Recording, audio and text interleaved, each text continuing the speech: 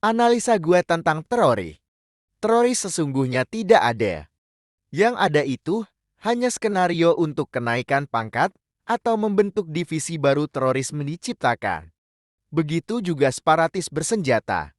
Mereka sudah dilatih sama aparat sendiri dan menyebarkan cepu-cepu aparat untuk membuat doktrin penyesatan. Sama halnya dengan narkoba. Rakyat tidak pernah kenal kalau tidak ada yang nawarin atau mencekokin kalau bukan cepunya aparat. Dikembangbiakan terlebih dahulu, lalu dipidanakan, itulah siasat busuknya mafia hukum. Rakyat dirusak hidupnya dan dibuat lahan naik pangkat. Bahkan ada yang dijebak seperti menyelipkan atau menjatuhkan barang tersebut, lalu menyuruh korban yang ditarget untuk mengambil barang tersebut. Ketika target sudah mengambil barang tersebut, lalu dipidanakan dan dipaksa mengakui barang tersebut milik korban yang ditarget. Itulah busuknya bandit hukum.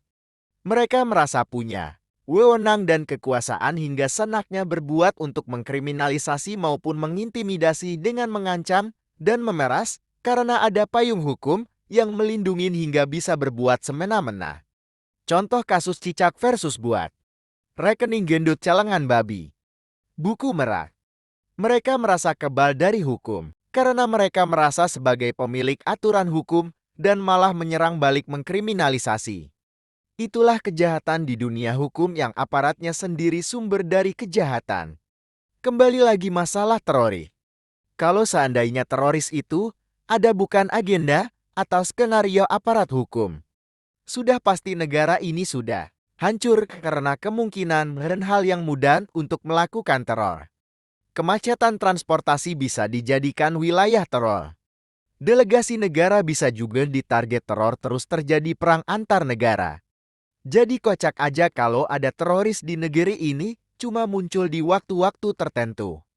Terus kalian mengelak dan langsung menghakimin orang yang mengatakan ini dengan tuduhan dan fitnah keji.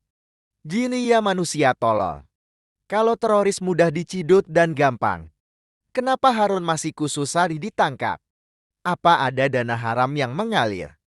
Ngaku abdi negara melindungi negara, tapi penuh kebusukan dan menjadi mafia dan menjadi parasit dalam negeri. Apalagi saat ini, rezim komunis biadab. Banyak pesanan kriminalisasi. Negara hancur karena ulah kalian. Tapi kalian fitnah agama sebagai penghambat peradaban. Padahal sejarah mengatakan Islam lebih beradab daripada makhluk hina seperti kalian. Makhluk keras rendah, yang tamak dan serakah, penuh kebusukan yang menjijikan.